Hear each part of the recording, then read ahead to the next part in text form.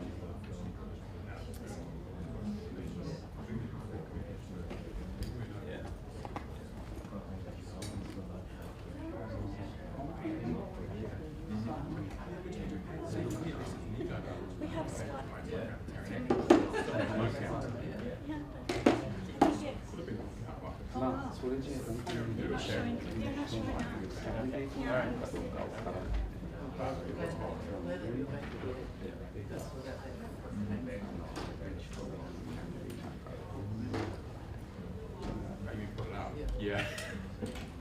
Yeah, sorry, you can agree with it. Yeah, it's ridiculous, right? Yeah. And you tell people that they think you're missing a zero or something. Yeah.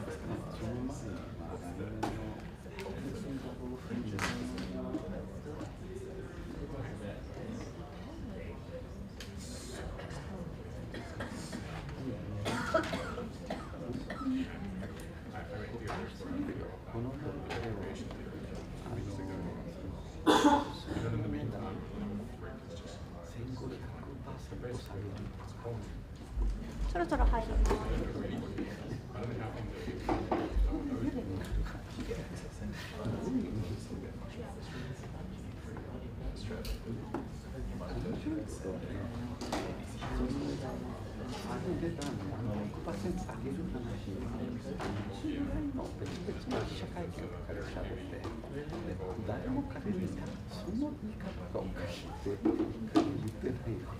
Very good impression behind the scenes.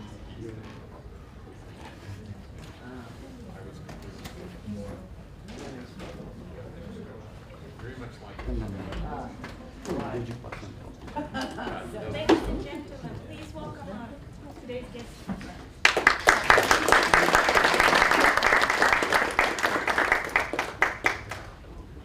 お写真お撮りの方どうぞ前にお進みください。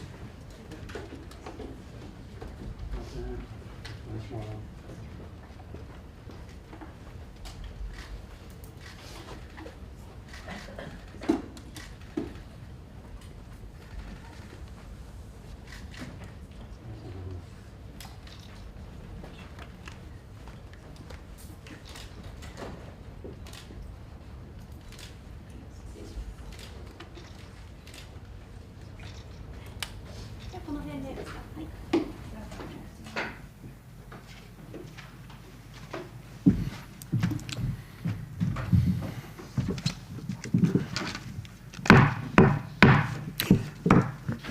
Good morning, everyone. Welcome to the Foreign Correspondents Club of Japan. I'm Dan Sloan, president of this organization.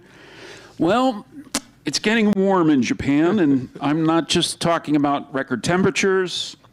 There's a lot going on, and we're going to get to that very shortly. But first, we had the honor to host our speaker today, Representative Kono, at our New Year's party in January. And along with his brief remarks that day, he made many guests evening by allowing them to take a selfie with one of Japan's longest serving and most experienced public servants. There was no Q&A that night. Obviously, today will make up for that.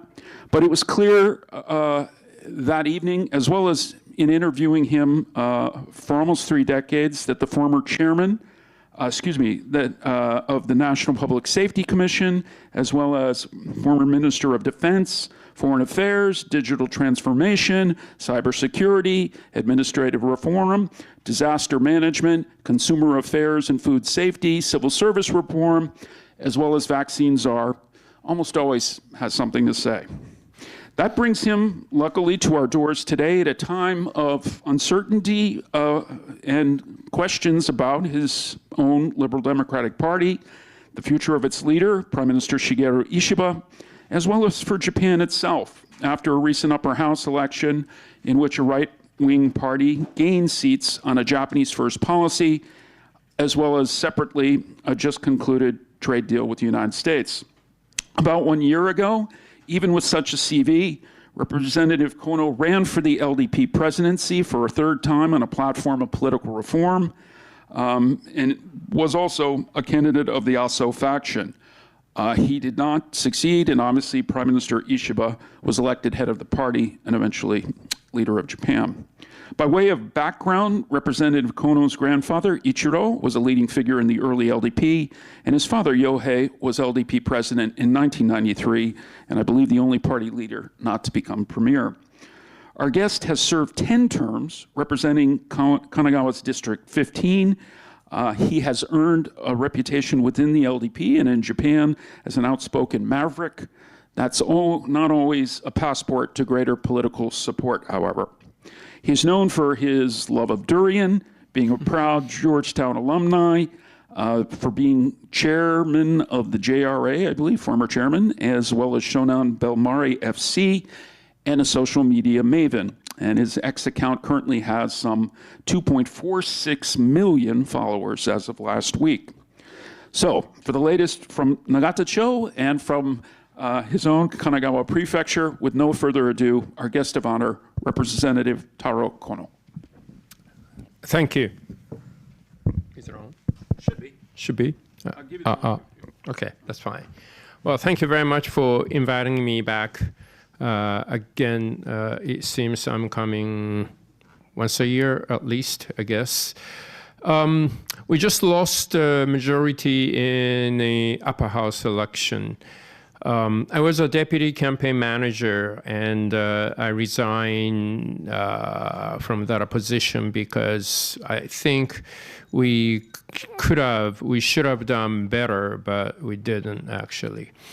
Well, the reason for LDP's defeat, well, the major reason is we couldn't send out a message to the voters. In the last general election last year, we had no message to the voters. I mean, no one remembers our message to the voters, and no one remembers what we put out on our campaign posters. So I went around the country interviewing the candidate for the upper house election and the local organization, everybody, without any exception. Everyone said we need to get the right message out. What LDP will do for the people, what LDP can do for the people. And they want the message out as soon as possible. So in the party, I asked the leadership, okay, we need to come up with a good message for the upper house election and what LDP will do for the people in this country. And we failed to do that until the election's over. So those who got a very good message like the Japanese first or increased take-home pay, those parties increased the votes. And those who failed to do that lost. On top of that, I think inflation hurt LDP and Komeito. I mean, inflation is bad for the government party everywhere in democracies. And, so inflation was not helping LDP. And then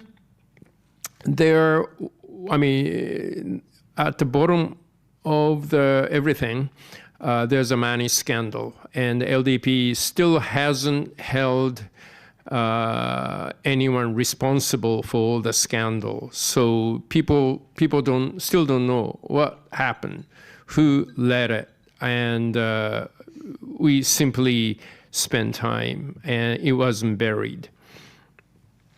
Also, there were many issues starting from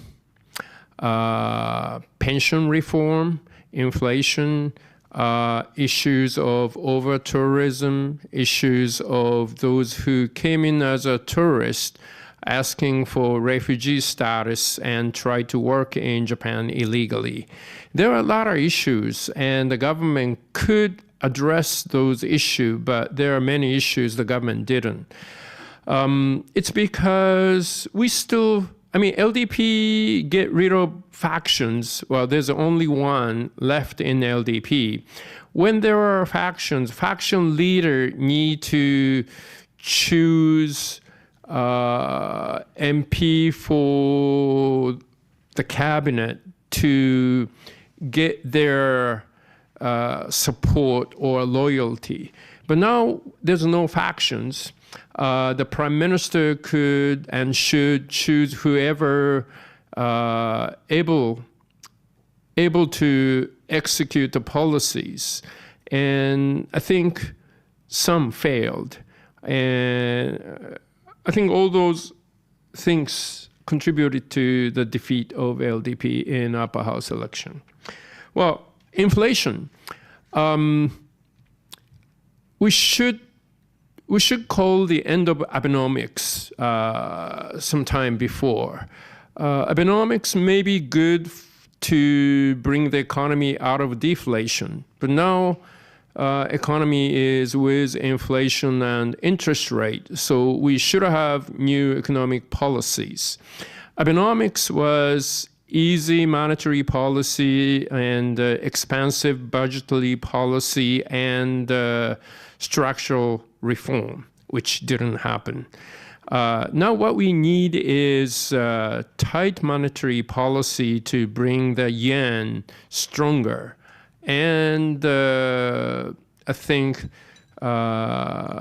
collaborating strict budgetary policy, we definitely need to balance the budget soon. And then we need to bring in real structural reform. And we failed to do that. So everybody was talking about, every opposition party was talking about cutting taxes, consumption tax or gasoline tax. But during the inflation, if you cut the consumption tax, it will probably speed up inflation. I still don't think cutting consumption tax is good policy. What we should have done is the government should talk to Bank of Japan, ask Bank of Japan to increase the interest rate, and in return, government will cut expenditure trying to balance the budget as soon as possible. That's what we should have been doing, and we should have talked to the public that cutting consumption tax is not a good way to kill inflation. We should have do that. We didn't. And I think now the opposition party got the majority in both houses, and they're introducing the gasoline tax cut. Everyone now feels the global warming. and we need to reduce the carbon dioxide emission. At the same time, we are trying to cut the tax on gasoline so that people can drive gasoline car more freely. I think it's very awkward. What we should be doing, and we are doing at the same time, we are trying to give subsidies or benefit out to offset the higher electricity bill. Those two measures are really against what we should be doing to counter global warming. What we should be doing is to increase the price of gasoline so people would have more incentive to get out of the gas car to EV or at least hybrid or something more efficient so that we could reduce the use of gasoline. So the government should give out the benefit so that people would have more incentive to get out of the gasoline car to EV. At the same time, for electricity bill, the higher electricity bill will reduce the electricity consumption, which is supposed to be good to counter the global warming. What the government should be doing is to provide a subsidy for added insulation to the houses and the buildings, or give subsidy for solar power, photovoltaic on your roof, or things like that. But what we have been doing is really giving out the subsidy, giving out the benefit so people can still consume the same amount of gasoline and the same amount of electricity, and that is really counter. So we definitely need to explain to the general public, people are feeling this 40 degrees centigrade heat, and it's going up. So what we need to do is give higher priority for the global warming policy. And I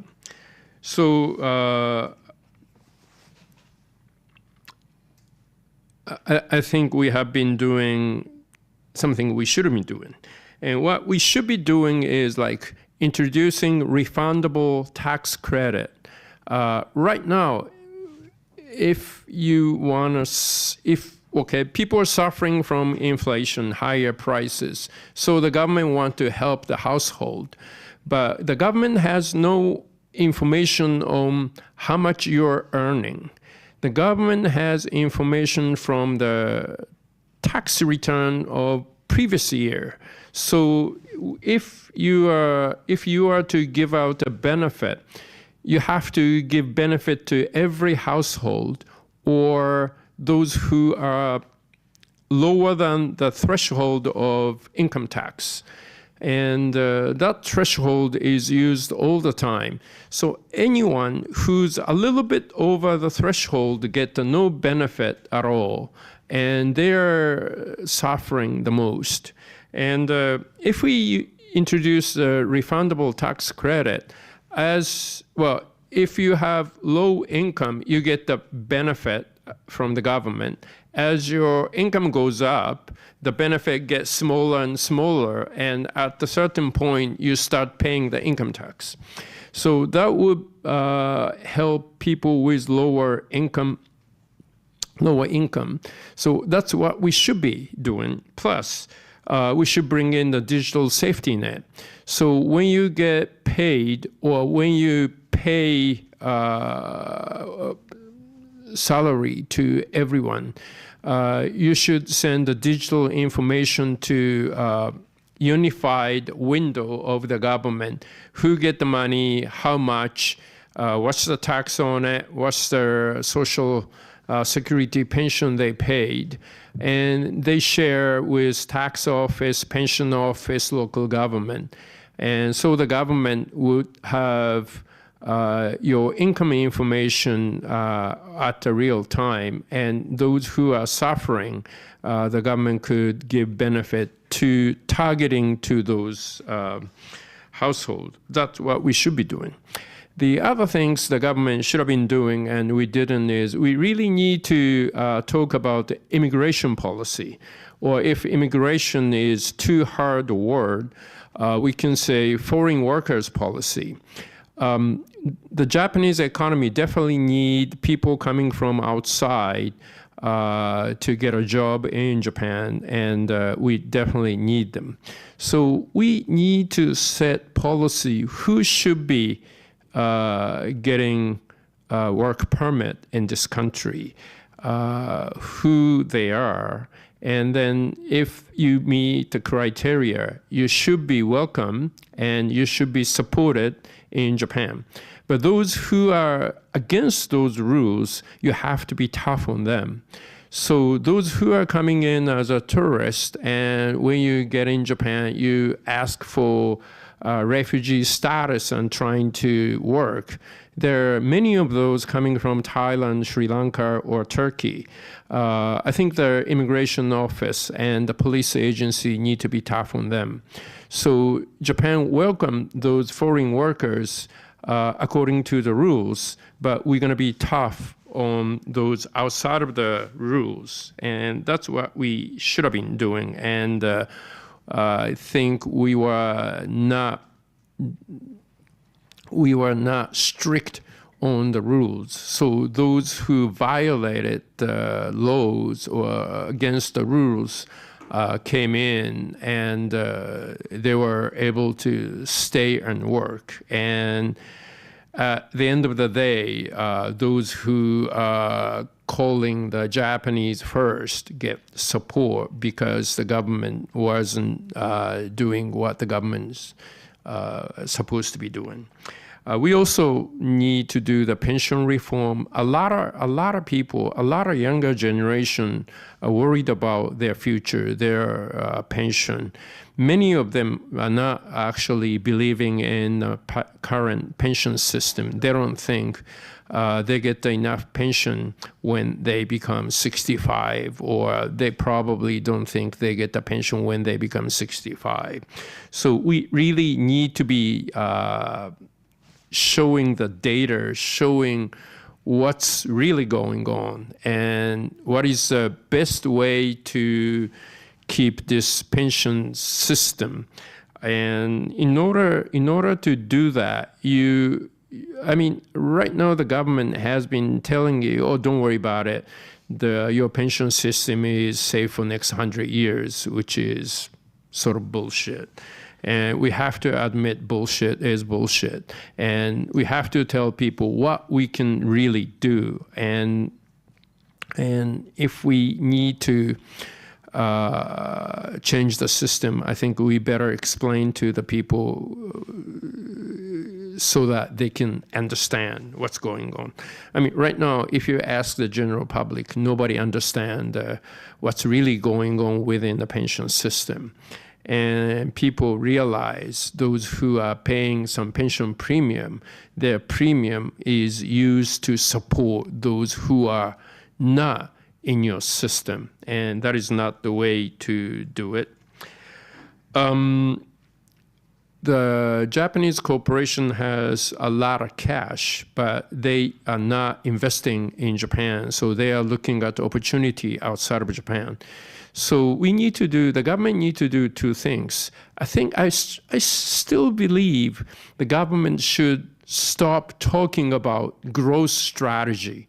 I don't think the government can come up with growth strategy. I mean, if you can do that, I said that a year ago here, if the government can come up with growth strategy and if it works, Soviet Union would have been still here, and there's going to be a red flag on the White House. This is market economy, and the government is not going to come up with growth strategy. What the government can do is to create a level playing field and deregulate where necessary and regulate where it's needed. Deregulation, like the Japan has the real aging society. I mean, everyone knows that. But in this aging society, we still don't have good auto drive technology. So those who are in 70s and 80s are still driving and getting in an accident. We should deregulate, and so that we can bring in auto drive technology to Japan. And maybe, well, it's arguably, we need to bring in necessary regulation, like say, by 2030 or 2040 or whatever, those who are over 80 years old are not going to be able to drive the car. So that means there's going to be a big market for auto drive technology. So people will be investing in that technology. Just like that, the government can set the regulation by 2030. All the grid need to be smart grid. Then people know there's going to be a market. People will start investing. Like the Tokyo government does, if the Japanese government say, okay, by 2030, every single roof has to have photovoltaic on top of it. So people will be investing in that technology for whatever newer, lighter one. So the government could use regulation to give incentive for the industry to investing in certain technologies. At the same time, we could deregulate so that the Japanese market will be at equal to the world market. And the Japanese government still failed to do that. And I think that is why the industry sitting on the cash, looking for place to invest, couldn't find domestically, so bring the cash outside. And that is not a good policy. Well, I'll spend 20 minutes, so I'll stop here and I welcome your questions, whatever. Thank you. Thank you very much, Representative Kono. We are live streaming today on YouTube. The event will be archived, so you can watch it later, but we're also receiving questions from our online audience. We'll start with our working press in this room. Please identify yourself, your organization, and please, our guest has a very tight window today. We're going to end just a few minutes before 12, but keep yourself to one question and no speeches. So with that, we'll open the floor for our working press. Yes, sir.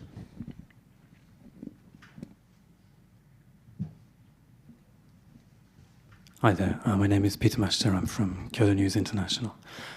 I just wanted to ask why you have felt so compelled to be so vocal following the election about the LDP's failure to hold their majority. I think you've been the most vocal major politician, so I'm just wondering why you felt that you were the person to do that.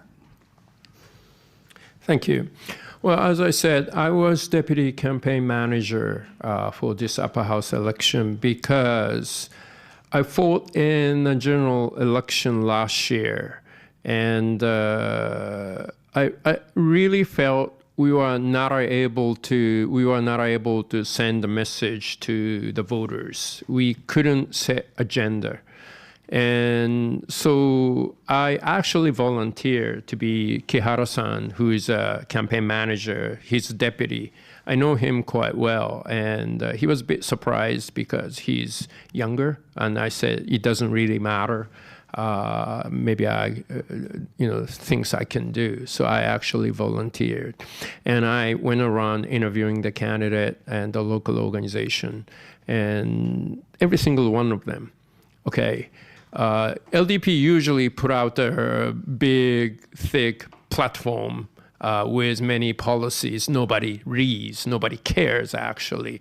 So they said, okay, we need to set agenda. We need to say, okay, LDP is going to do this, and that need to excite the people.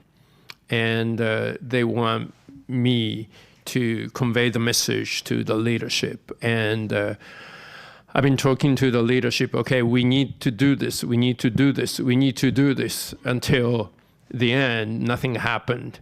So I feel responsible. I mean, I've been talking to the candidate, and I say, okay, we will do that. I promised them, and I wasn't able to deliver, so I resigned on the next day. And I'm still talking about, okay, LDP need to change, and the current leadership failed to do that. So we have to have new leadership, and the Prime Minister is in the middle of this tariff negotiation.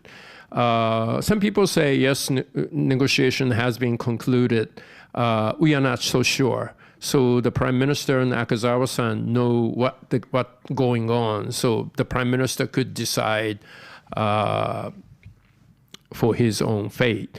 But at least the party side, starting from Secretary General, they are not involved in the tariff negotiations. So they need to be responsible for this outcome. And we need to bring in a new leadership so that people can actually believe this LDP-led government could deliver what they need. So just to follow up on that, I'll take the liberty, because I've asked you this question before we began. You do not expect another lower house general election this year, 2025. Why not?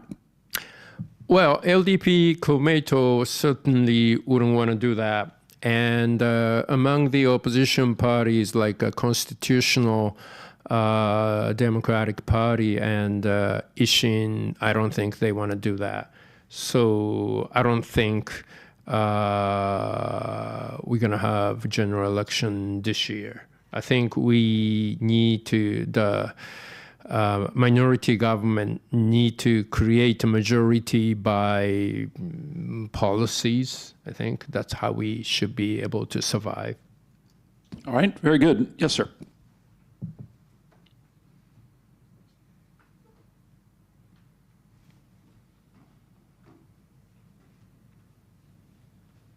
Thank you for the talk. My name is Diederik Baziel. I'm a journalist from the Netherlands writing for a Dutch magazine and newspaper. And my question is about the US, and was wondering how you would describe the current state of the alliance between Japan and the US, and if you see an alternative to this relationship for Japan. Thank you. Thank you. Well, since everyone's watching this, I need to be careful.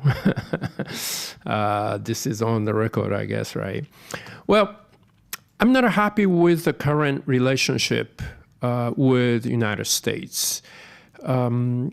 United States, Japan, Europe, and other like-minded countries should have been sitting down together discussing how we should be dealing with China's excess capacity in many things. How are we going to deal with Russian aggression and North Korea and China supporting that kind of thing. Well, instead of doing it, Washington right now is just randomly shooting, and they are shooting some like-minded country from behind. And I never really thought this was going to happen. I was a foreign minister during the Trump one. And during Trump one, Washington had people who could say, "No, Mr. President." Like General Mattis, H.R. McMaster, Mark Esper, Mike Pompeo. They say, "No, Mr. President." And, well, at the end of the day, they get fired. But at least Washington had some adults. In this administration, I don't see them. And during Trump one, we talked about tariff on aluminum and steel. And, the cabinet members understood the steel coming from Japan has nothing to do with American security. But they couldn't tell that to the president. So Abe-san had to talk to the president instead. This time, same thing. The cabinet member take orders from President Trump, but I don't think they can talk to the president other way. So I'm quite unhappy with this. And, things Washington has been doing, like getting rid of U.S. aid or ignoring all the liberal international order and things, they have been making China, Xi Jinping, quite happy. Xi Jinping must be smiling. And U.S. influence is diminishing. And so we really need to think about Plan B in many ways. For security, yes, U.S.-Japan security treaty is still going to be cornerstone of the peace and stability in East Asia. But I think we really need to talk to NATO and get NATO expansion into the Pacific. I mean, not right now. They are busy with Ukraine situation. But once Ukraine situation ends, we are hoping NATO will change its character from regional organization to global organization to defend common values like democracy, rule of law, human rights, and Japan need to be part of that. Japan, Korea, Australia, the Philippines, and New Zealand, some country in Asia, Middle East could join NATO to defend the common value. I think that's going to be the Plan B for that. And for economy, yes, we'll need to expand CPTPP. UK is now part of it. We can talk to EU. We can expand that to Latin America. We can invite some countries from Africa, Middle East, and create a new economic order centered around CPTPP, things like that. I think we really need to step up those efforts. All right, I recognize two people in the room. First, yes, madam.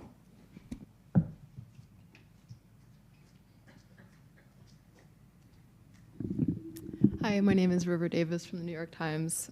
Thank you very much, Kono-san, for today. I'd like to ask a bit more about your evaluation of the trade deal between the US and Japan. Obviously, as someone who is involved in quite similar conversations during Trump 1.0, is there anything that you think Japan should have done better during the course of these negotiations? Thank you. Thank you. Well, I'm not involved in this tariff thing, so you better ask Akazawa-san. But, Washington is definitely breaking international rules, and they are trying to get away with it. We have been very critical of China for not following the international rules. And then, well, come to think of it, I often talk to Secretary Tillerson, Secretary Pompeo. Yes, U.S. need to honor international rules, and U.S. need to join all the international convention. And they always say, oh, Senate, or, even if we are not signed up with UNCLOS, we are, doing what we should be doing if U.S. is part of the UNCLOS. And I told them that's not good. China could say the same thing. And so U.S. definitely need to join the international convention. Now they are openly violating those rules. And so who wants to keep those rules? So I think we definitely need to create some kind of international rules. Even if U.S. is not part of it, we need to create international rules, and we try to keep among us. 15%, well, it's better than 24, 25, but it used to be much lower. So we shouldn't be happy about it. And some Japanese company trying to reduce the price so that they could keep the market share in the U.S. If everyone trying to lower the price so that they can keep the price in the United States, the American consumer won't feel the heat. I think that's the wrong policy. I think the American consumer need to learn, if you put out a tariff, you have to pay more to buy things. I think that's the only way to stop another round of tariff war. Now, tariff has become one of the major income source for the American government. So American government would have a very difficult time reducing tariff if they have to. So I think we should have kind of international convention how to deal with American tariff issue, and we need to encourage them to keep the price so that price in the United States will go up as what tariff should be doing. Yes.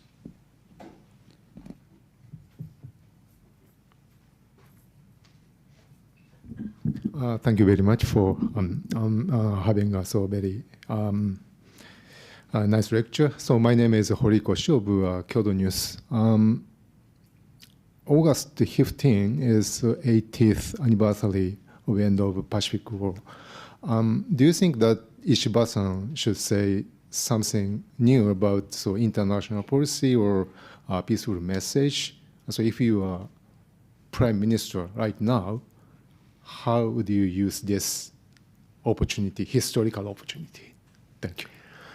Well, thank you. I think Prime Minister should say something on August 15th every year, and this marks 80th anniversary. So Prime Minister should say something about the current situation. Well, the liberal international order that brought about this economic prosperity and the peace after the World War II is under siege. I mean, Russia is openly invading Ukraine, and North Korea, China are supporting that. China is increasing the nuclear warhead. Things like that. So we really need to send out some peace message to the world. I mean, Hidankyo won the Nobel Peace Prize, and but still there are countries, government who try to develop the nuclear weapons. So definitely the Prime Minister of Japan should be sending out some message on August 15th.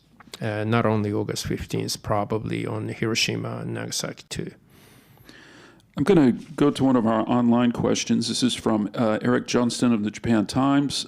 He notes Kamiya-san, the Sanseito leader, posted a social media photo yesterday with a member of the far-right German political party AfD.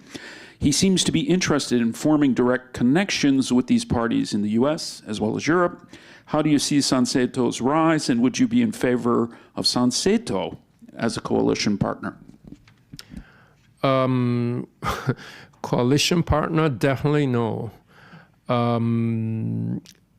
think we need to be very careful about those extremists in foreign countries as well as those in Japan. When economy is not good, or when things are not going well, people always trying to look for some reason. And, those extremists always come in and tell you, oh, you are not the one. You are not the bad one. There's a bad guy out there. And because of those bad guys, you are suffering. That's the message. And I think we really need to be careful with those messages. And that's why we definitely need to have immigration policy. And that's why we really need to set policy and rules. And those foreigners coming within the rules, we need to welcome, we need to support them. But we definitely need to implement policies and draw the threshold. And I think the government failed to do that. That kind of led to these extreme voices. All right. Yes, sir. George?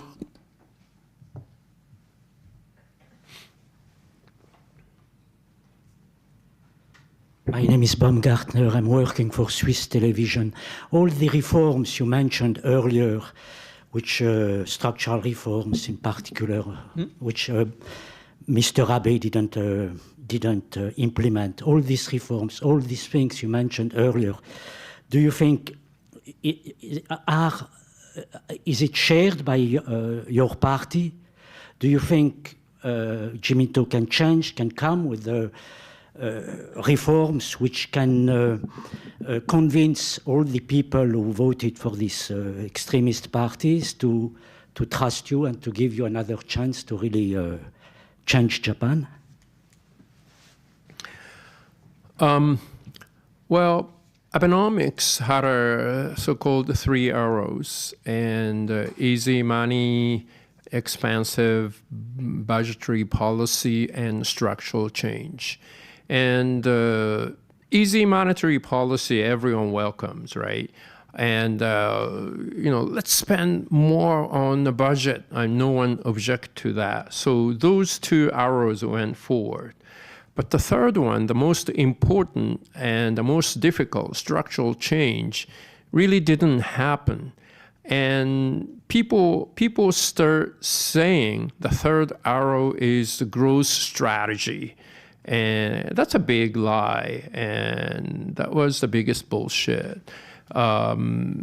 Structural change lead to someone would have to renounce the privilege they have enjoyed, and some unlevel playing field must be fixed to level playing field. So some people actually suffer.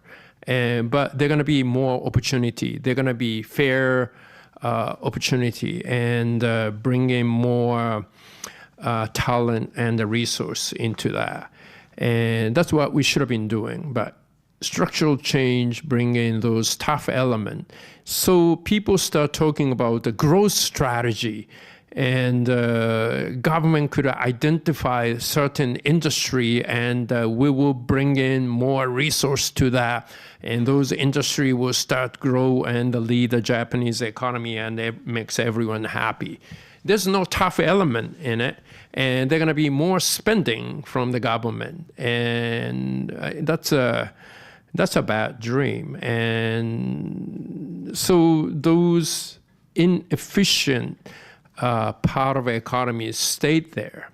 And the Japanese economy didn't really get going. Well, actually, Abenomics get the Japanese economy out of deflation and bring into the world of inflation and the interest rates. So we should have been terminated the Abenomics there and bring in the new economic policy, and we failed to do that. And we still, there are still people in LDP, mostly former member of Abe faction, those Abe believer. They still don't want to say the age of Abenomics is over. They still think, well, we should pursue Abenomics. I think they are wrong. And we definitely need to bring in structural change, although it's kind of tough. Well,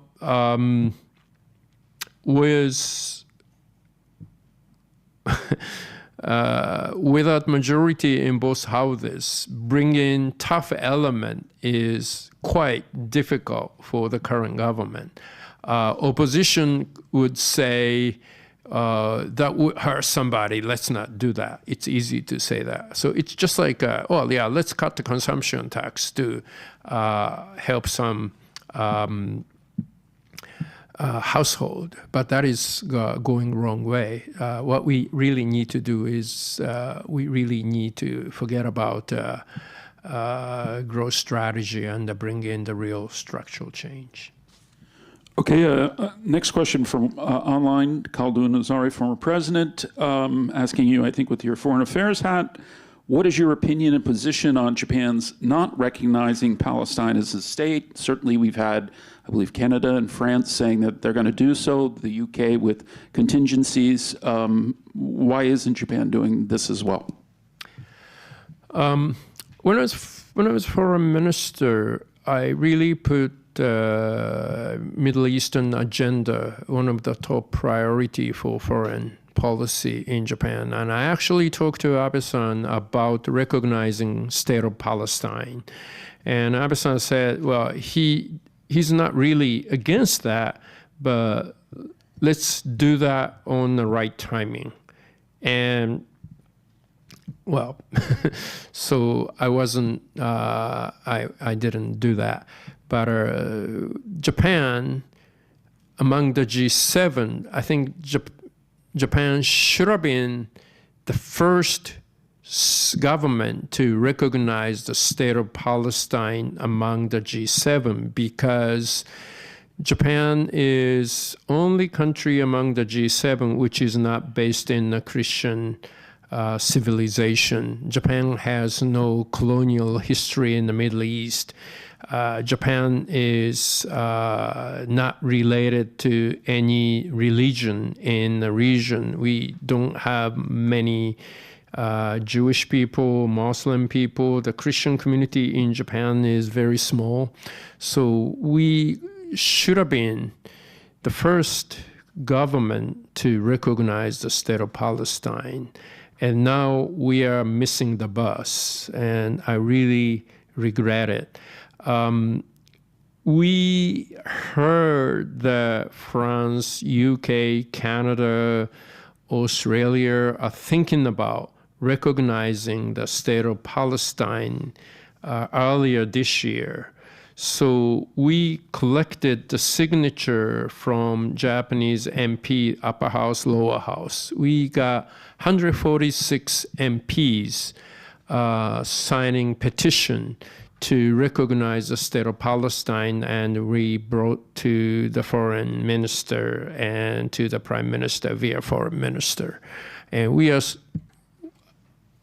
doing again with new upper house member. But I really regret we missed the bus. Okay, again, I'll come to you just in a second. From an online audience, this is Rocky Swift of Reuters. Japanese government bonds have been very volatile lately. Yields on long-term bonds have reached record highs. This has ramifications for Japan's borrowing costs, as well as companies and home buyers. What do you believe is the cause of this, and how would you calm the market? Yes, in Japan, we have LDP, which is for big government, and the rest for bigger government. So there's nobody really trying to insist we need to balance the budget. My platform for the leadership election last year was let's bring in a discipline to the budget, and we need to have 2% surplus in the primary balance, and I lost. So the balancing budget is probably not a good thing within LDP, but I still believe we definitely need to reduce the government expenditure. There are a lot of budget increase during COVID. Even before that, when we had our big East Japan earthquake, the budget increased. And even before that, there was economic tsunami, and we increased the budget. And did we streamline those budgets? No, we didn't. So the budget size of the budget has been growing and growing. So it's time for us to say, okay, we really need to balance the budget. Let's cut the unnecessary expenditure. We need to streamline the social security. nobody like it, but I think we definitely have to do it, and we failed to do that. And now the opposition party talking about reducing consumption tax, gasoline tax, reducing the tax revenue, and people talking about giving out more benefit that would definitely increase the budget deficit. And that has led to this volatility in the bond market, higher interest on long-term bond. So we definitely need to start cutting expenditure. And that's why I've been saying the government needs to talk to the Bank of Japan, ask Bank of Japan to raise interest rate, and in return for that, government will streamline expenditure and trying to balance the budget.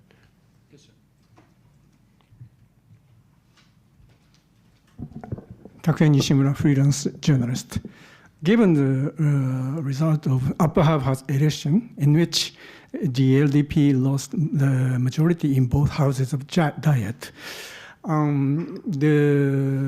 are discussions in the LDP about the leadership, who is responsible for that, for that result, or a kind of a retirement of resignation of the prime minister. Given the situation of the divided in the LDP, I cannot identify which position are you standing. Can you explain about that? Which position? Excuse me. Which position are you standing on this turmoil in the LDP? One is divided into. One is anti-Ishiba. And I see. Do you support the Prime Minister continuing in office? Well, I think it's up to the Prime Minister. I mean, as I said, the Prime Minister and Nakazawa-san only know what's really going on with negotiation with Washington.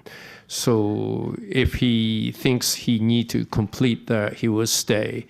If he thinks whatever we see conclusion, that's the end, maybe he might step down. So it's up to the Prime Minister. Sir, I'm going to take the liberty of asking the last question. And this is, I think maybe you're the only person who's ever held this role, and that was your position during the pandemic and looking at or leading Japan's rollout of vaccines and vaccination and so on. It's probably not the last pandemic we're going to see in our lifetimes. Do you feel that Japan is ready for round two? What kind of prep should still be done in anticipation of that? Thank you. Well, Japan failed to develop vaccine for COVID. That was really disappointing. And I had to call Europe every night to negotiate with Pfizer, Moderna, so that they could get more vaccine on airplane to Haneda or whatever. So we definitely need to do some vaccine and pharmaceutical things. Some people told me quite a big chunk of material to produce drugs used in Japan coming from China. Well, if that is so, we definitely need to develop the second source. And right now, if you go to pharmacy, many pharmacies don't have enough drugs to give out on the prescription. There are too many pharmaceutical manufacturers on generic, and they only want to produce those got big profit. And many of the drugs in long-term use give you just a little profit, and those pharmaceutical manufacturers are not willing to increase those. And as a result, all the pharmacies always asking for more drugs, and that is not a healthy situation. That's number one. Number two, doctors. We are not able to tell doctors what to do. We still don't have, the government don't have legal authority to tell doctor to come forward and do the vaccination. We have to raise the pay for doctors and nurses so that they think it'll be more profitable to come to do the vaccine than continue their practice. So we definitely need to change the law. So in time of pandemic, the government has authority to tell doctors what to do. Thirdly, we got big help from the local government, and those local government was very forward-thinking mayors. They could really speed up the process, and there are mayors who are not willing to do things. So I think the relationship between the central government and the local government, I think we really need to go over that.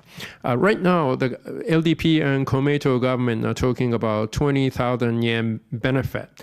And all the mayors are calling me, hey, don't let us do this. Because so far, the last year's tax cut or before the COVID benefit, government decided and let the local government do the work. And that really hurt them. With digital system, the government could do all those things.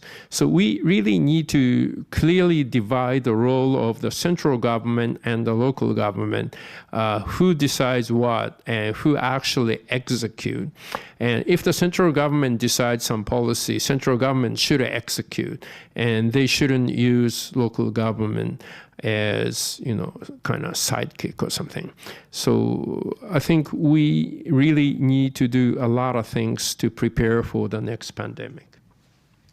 All right. With that, we'll conclude today. I asked our guest speaker before we began today, I said, do you have a summer break coming up with the diet session ending? And he looked at me and he said, if you want a summer break, don't go into politics. Today, as always, we are honored to have you here, and we offer this one-year honorary membership in our organization. Thank you very much. Thank you very much.